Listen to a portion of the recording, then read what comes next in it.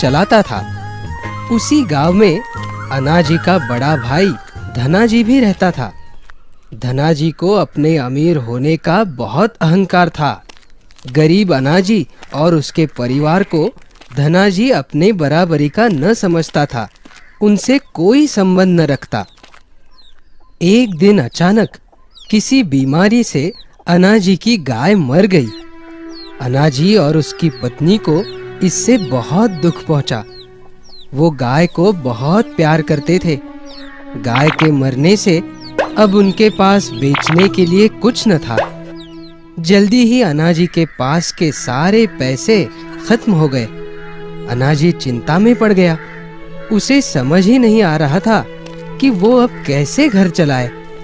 अनाजी की पत्नी ने अनाजी से कहा, आप अपने बड़े भाई से जमीन का हिस्सा क्यों नहीं मांगते?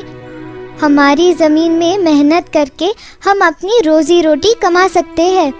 वैसे तो भैया हमसे कोई संबंध नहीं रखते, लेकिन तुम कहती हो तो मैं एक बार उनसे बात करके देखता हूँ। अनाजी धनाजी के घर पहुंचा। उसने अनाजी को अपनी बुरी हालत के बारे में बताया और जमीन में अपने हिस्से की मांग की। तुरंत धनाजी भड़का, वो जमीन सिर्फ मेरी है, पिताजी उसे मेरे नाम कर गए थे, मैं भला तुम्हें क्यों दूं? मगर भैया, पिताजी की दी हुई जमीन में हम दोनों का बराबर का हिस्सा होना चाहिए। आप ये तो सोचिए, अगर मुझे अपना हिस्सा नहीं मिला तो मैं और मेरा परिवार खाएंगे क्या? उससे मुझे कोई फर्क नहीं पड़ता। जमीन मेरे हिस्से आई है, तुम्हारे हिस्से में आई है ये चक्की। चाहिए तो ले जाओ, और हाँ, आइंदा यहाँ आने की हिम्मत मत करना। धनाजी के इस बर्ताव से अनाजी बहुत दुखी हो गया। चक्की थैले में डालकर वो वहां से निकला। अपनी ही चिंता में डूबा अनाजी यहाँ वहां भटक रहा था।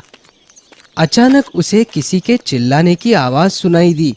उसने ऊपर देखा तो कोई चीज तेजी से गिरते हुए उसी की ओर आ रही थी। जैसे ही वो उसके करीब आई, अनाजी ने उसे अपने दोनों हाथों से पकड़ लिया। वो कोई चीज नहीं बल्कि एक पूरा का पूरा आदमी था, आसमान से टपका था। अरे अरे, कौन हो आप और कहाँ से आए? मैं एक जादूगर हूँ। अपनी छतरी लेकर आसमान में उड़ रहा था। अचानक मेरी छतरी टूट गई और मैं गिर गया। अच्छा हुआ तुमने मुझे पकड़ लिया, वरना मैं ऊपर ही पहुंच जाता। कोई बात नहीं जादूगर जी, मैं किसी काम तो आया, वरना आजकल तो मैं बेरोजगार ही घूम रहा हूँ। ऐसा क्यों कह रहे हो? क्या बात है? फिर अनाजी ने सारी कहानी जादूगर को बताई। अब आप ही बताइए, मेरे पास अनाज ही नहीं है तो मैं इस चक्की का क्या करूं? कहीं बेच भी नहीं सकता। मेरे पिताजी की आखिरी निशानी जो है। कोई बात नहीं, कोई बात नहीं। तो ये चक्की है तुम्हारी, लो, अब ये हो गई जादू की। मतलब? अरे अब ये कोई मामूली चक्की नहीं, ये एक जादुई चक्की है। इससे तुम जो मांगो मिल जाएगा। क्या आप सच कह रहे हो? मुझे तो विश्वास ही नहीं होता। कोई बात नहीं, तुम्हें विश्वास भी हो जाएगा। बताओ, तुम क्या खाना चाहते हो? मैं? कितने दिन हो गए मैंने पेट भर के चावल नहीं खाए। मुझे चावल चाहिए। अनाजी के ऐसे कहते ही चक्की में से चावल निकलने लगे। अनाजी ये देख खुश हो गया। उसने पेट भर के चावल खाए। चक्की से अभी भी चावल निकल ही रहे थे। अब बस हुआ, और नहीं चाहिए। हो गया? अच्छी बात है। इस चक्की को बंद करने के लिए इस पर एक लाल रंग का कपड़ा डाल देना, ये बंद हो जाएगी। अनाजी, इसे लो और अपनी सारी जरूरतें पूरी करो। आपका बहुत बहुत धन्यवाद। अनाजी चक्की लेकर घर वापस आया। उसने अपनी पत्नी को चक्की के बारे में सब बताया। अनाजी और यीशु अब बहुत खुश थे। उनकी तो सारी चिंता ही मिट गई थी। अब वो जो चाहते चक्की से मांगते और जादुई चक्की उनकी हर इच्छा पूरी करती। अनाजी चक्की से गेहूं, चावल, फल, सब्जी आदि चीजें मांगता। उनकी जरूरतें पूरी होने पर वो बची हुई चीजें बाजार में बेच देता। देखते ही देखते अनाजी अमीर हो गया। उसने अपने लिए एक बड़ा घर और खेत खरीद लिया। अनाजी की ये उन्नति धनाजी से देखी नहीं जा रही थी। वो मन ही मन अनाजी से जलने लगा था। भला अनाजी इतनी जल्दी अमीर कैसे हो गया? कल तक तो खाने पीने तक के लाले पड़े थे उसके। एक बार देखना पड़ेगा ये करता क्या है जो इतना अमीर बन गया है। एक दिन धनाजी अनाजी के घर गया और चोरी छिपे खिड़की में से झांकने लगा। उसने देखा अनाजी चक्की के सामने खड़ा था और उसे कुछ मांग रहा था। और फिर चक्की अपने आप चलने लगी, उसमें से शक्कर निकलने लगी। अनाजी की पत्नी शक्कर बोरी में भर रही थी। हाँ, चक्की में से शक्कर निकल रही है? ये कैसे हो सकता है? धनाजी ने दोबारा मुड़कर देखा तो चक्की में से सूजी निकल रही थी। अब धनाजी के समझ में कुछ आया। ओहो, अब समझ में आया। अनाजी चीजें मांगता है और चक्की उसे पूरा करती है। ये कोई मामूली चक्की नहीं, ये तो जादुई चक्की मालूम होती है। ये जादुई चक्की तो मेरे पास होनी चाहिए। उसी रात धनाजी ने जादुई चक्की अनाजी के घर से चुरा ली। उसने सोचा चक्की के साथ अब गांव में रहना मुमकिन नहीं, कहीं अनाजी को मालूम हो गया तो। इससे अच्छा मैं जादुई चक्की लेकर कहीं दूर चला जाता हूँ।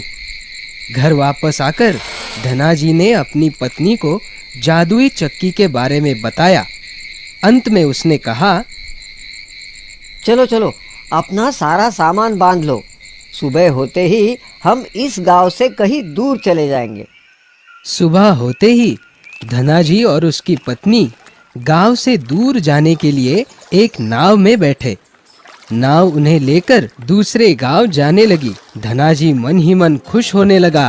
अब तो मेरे पास जादुई चक्की है, जो चाहे मांग सकता हूँ। ना, मैं चक्की से खाने पीने की चीजें नहीं मांगूंगा ना। मैं तो उससे सोना, चांदी, हीरे, जवाहरात मांगूंगा। कितना मजा आएगा। मैं तो दुनिया का सबसे अमीर आदमी बन जाऊंगा।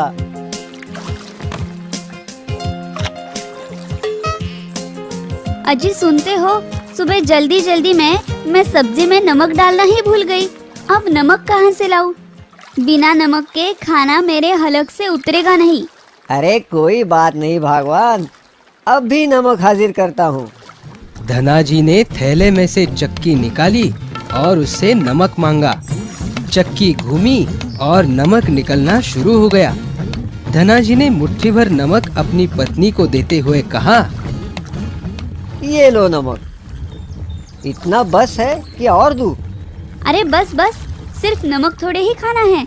बस हुआ, और नमक नहीं चाहिए। ठीक है, चक्की बंद कर देता हूँ। धनाजी ने चक्की को रुकने को कहा। चक्की रुक जाओ, और नमक नहीं चाहिए। मगर चक्की नहीं रुकी। अरे सुना नहीं, बस हुआ। मगर चक्की ऐसे थोड़ी रुकने वाली थी, वो तो चलती रही। नमक बाहर निकलता रहा। ठहरो, अब बस हुआ। अरे चक्की को कैसे बंद करते हैं ये तो मैंने देखा ही नहीं। चक्की चलती ही जा रही थी। नाव में नमक का ढेर बढ़ते ही जा रहा था। धनाजी की पत्नी परेशान होने लगी। अजी ये क्या हो रहा है? बंद करो इस चक्की को, वरना हमारी नाव डूब जाएगी। अब डर के मारे धनाजी की हालत खराब होने लगी। चक्की बंद करने के लिए उस पर लाल रंग का कपड़ा डालना होता है, ये तो उसे मालूम ही नहीं था। चक्की को बंद करने के लिए उसने बंद शब्द के सारे समानार्थी शब्द बोलने शुरू कर दिए। ठहरो, रुक जाओ, बंद हो जाओ, खत्म करो। अरे अरे बस भी करो। मगर चक्की रुकी नहीं। नमक के बढ़ते वजन से नाव डूबने लगी। समाप्त, अंत, इति श्री, नाश, विरह, मृत्यु। ना चक्की रुकी, ना ही नमक निकलना बंद हुआ। नाव के साथ साथ धनाजी और उसकी पत्नी भी पानी में डूब गए। चक्की भी डूबते डूबते पानी के नीचे जमीन पर जा गिरी। धनाजी को अपने किए की सजा मिल गई। चक्की पानी में अभी भी चल रही है, उसमें से अभी भी नमक निकल रहा है। अब समझे, समंदर का पानी खारा